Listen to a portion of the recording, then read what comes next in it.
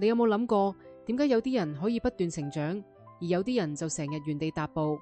答案可能比你諗嘅更加簡單，就好似詹姆斯·頹克利爾喺《原子習慣》入邊講嘅，習慣就好似人生嘅原子，每一個習慣都係造就你整體增長嘅基本元件。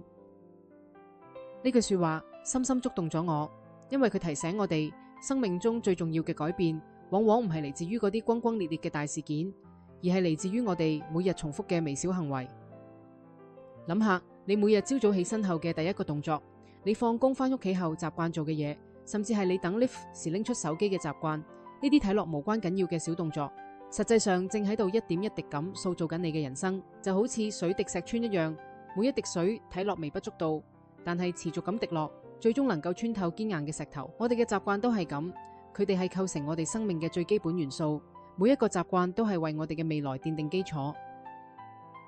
當我哋開始明白習慣嘅力量時，我哋會發現一個令人驚訝嘅事實，微小嘅行為有住巨大嘅累積效應，就好似喺銀行存錢一樣，每次存入嘅金額可能好少，但經過時間嘅累積就會產生可觀嘅數字。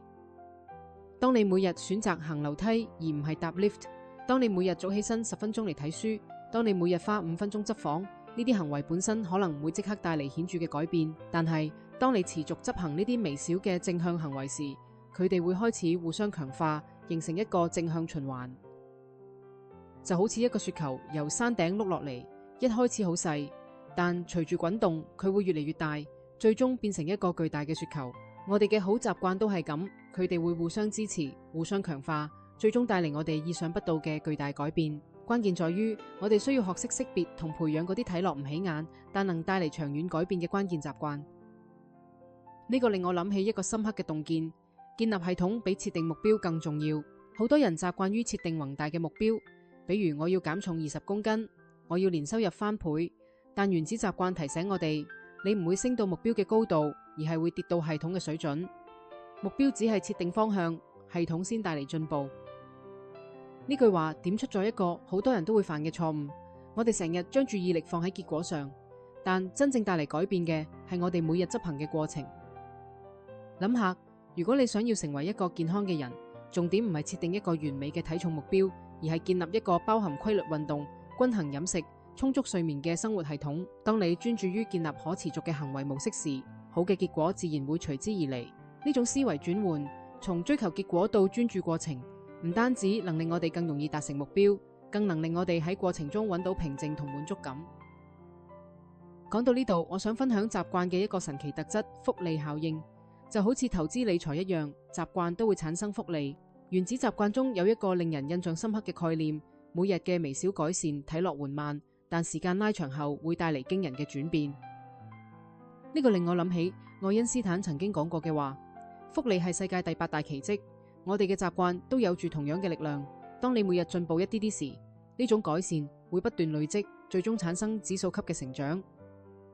但呢度有一個重要嘅提醒，複利效應需要時間先至會顯現，就好似種樹一樣，你今日種下種子，唔會即刻見到棵大樹，但如果你耐心咁淋水、施肥、照料，總有一日呢粒種子會長成參天大樹。明白呢個原理，能夠幫助我哋喺面對挫折時保持耐心，相信持續行動嘅力量。即使暫時睇唔到明顯嘅成果，都要相信每一個微小嘅努力都係為未來嘅收穫做準備。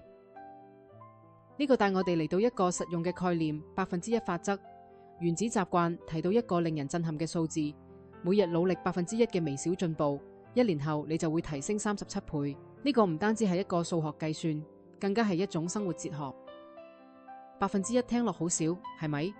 但呢個正係佢嘅美妙之處。1%嘅改善唔會令你感到壓力，唔會令你覺得遙不可及，佢只係要求你每日比琴日好一啲啲。諗下，如果你想要提升英文能力，你唔需要每日背100個生字，你只需要每日背一個新生字，或者每日多讀一段英文文章。如果你想要改善人際關係，你唔需要即刻變成社交達人，你只需要每日對身邊嘅人多一啲關心，多一啲真誠嘅傾聽。呢種微小改進嘅原則教導我哋專注於可控制嘅小步驟，而唔係被巨大嘅目標壓垮。每一個小步驟都係可以實現嘅，每一個小勝利都會增強我哋嘅信心，推動我哋繼續前進。最後，我想同你分享一個深層嘅洞見：習慣唔單止改變我哋做乜嘢，更重要嘅係佢哋改變我哋係邊個。當我哋重複某啲行為時，我哋亦喺度強化對自己嘅認知。每次你選擇健康嘅食物，你唔只係喺度食嘢，你亦喺度同自己講，我係一個注重健康嘅人。每次你選擇早起身睇書，你唔只係喺度獲取知識，你亦喺度強化，我係一個不斷學習成長嘅人呢一種身份認同。呢種身份嘅轉變係非常深刻嘅，因為當你開始認為自己係某種類型嘅人時，你自然會做出符合呢個身份嘅選擇。就好似佛經中常講嘅心轉境轉，當我哋嘅內在認知改變咗，外在嘅行為同環境都會隨之改變。透過有意識咁選擇我哋想要培養嘅習慣，我哋可以逐步成為我哋想要成為嘅人，令改變從內而外發生。呢個唔係一個虛假嘅假裝直到成功，而係通過真實嘅行動嚟塑造真實嘅自己。原子習慣俾我哋嘅啟發遠不止於方法同技巧，佢更加似一面鏡子，令我哋睇清楚自己嘅生活模式，睇清楚我哋每日嘅選擇係點樣塑造我哋嘅人生。記住，你唔需要成為完美嘅人先至可以開始改變，你只需要願意從今日開始做出一個微小嘅正向嘅選擇。如果呢啲分享對你有所啟發，不妨都分享俾身邊需要嘅朋友，等更加多人感受到習慣嘅力量。願你喺接下嚟嘅日子裏，透過每一個微小而持續嘅選擇，揾到屬於自己嘅成長節奏，活出更加自由同平靜嘅人生。